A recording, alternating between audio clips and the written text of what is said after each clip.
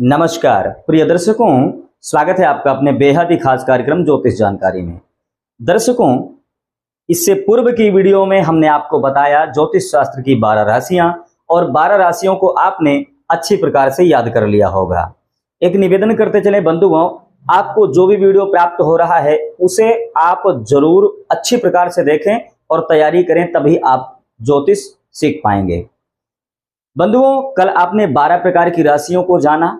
आज हम राशियों के तत्वों के बारे में जानेंगे और राशियों की श्रेणी के बारे में जानेंगे। ठीक है, तो पहले राशियों के तत्व जान लेते हैं हम। राशियों के तत्व हैं, कुछ राशियां अग्नि तत्व की होती हैं, कुछ राशियां पृथ्वी तत्व की होती हैं, कुछ राशियां वायु तत्व की होती हैं, तो कुछ राशियां जल तत्व की होती हैं। जैसे कि तीन राशियां हैं बंधुओं, यहां पर आप लोग देखें, मेष राशि, सिंह राशि, धनु राशि।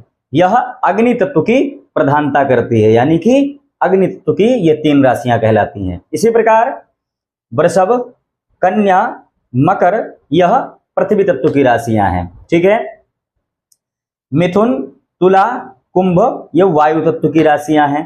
ठीक है, कर्क, वृश्चिक, मीन, ये जल तत्व की राशियां हैं। ठीक है, ये चीजें आपको बिल्कुल याद करना है, क्योंकि आगे चल करके फलादेश में ये चीजें बहुत ज्यादा काम करने वाली हैं, बहुत ज्यादा काम आने वाली हैं। जैसे कि मेष, सिंह और धनु अग्नि तत्व, यानी आगे चल करके आप देखेंगे कि जातक, कई बार विचार किया जाता है कि इन लग्नों में यदि जातक का जन्म है तो अग्नि यानी कि क्रोध स्वभाव का बालक, ठीक है, क्रोधी स्वभाव का।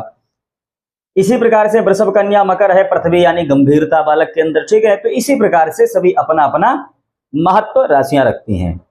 ठीक है, तो आप लोग इन्हें नोट कर लीजिए, स्क्रीनशॉट ले लीजिए इनका। ठीक है, और अच्छे प्रकार से इन्हें नोट कर लीजिए।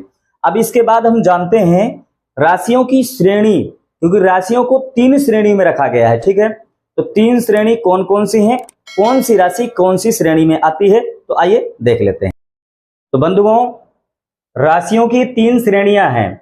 कौन कौन सी श्रेणी है? चर, स्थिर, द्वैत स्वभाव। ठीक है, मैं पुनः से निवेदन करता चलूं बंधुओं, हर एक चीज आपको याद करनी है, मिस बिल्कुल नहीं करना, क्योंकि फलादेश में ये सारी चीजें आगे चल करके काम आने वाली हैं। ठीक है, तो चर राशि कौन कौन सी होती है? मेष, कर्क, तुला और मकर।